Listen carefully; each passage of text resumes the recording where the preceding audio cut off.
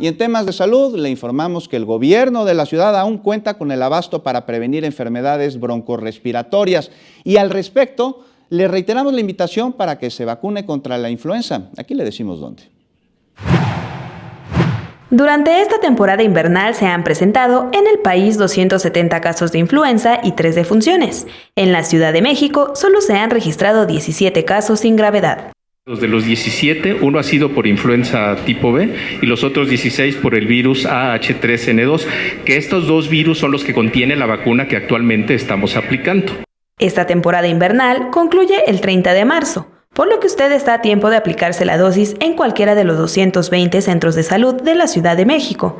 60 puestos de vacunación dentro de las instalaciones del sistema de transporte colectivo y en 15 estaciones del Metrobús.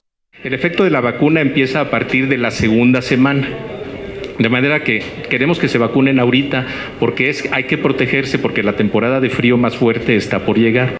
La Secretaría de Salud capitalina cuenta con el suministro suficiente para abastecer a la ciudadanía. Sin embargo, no todos se la han aplicado. Se cuenta con 1.240.000 dosis, de las cuales solo se ha utilizado el 57%. El encargado de despacho de la Secretaría de Salud capitalina, Román Rosales Avilés, exhortó a la ciudadanía para abrigarse bien, evitar cambios bruscos de temperatura y consumir alimentos ricos en vitamina A y C.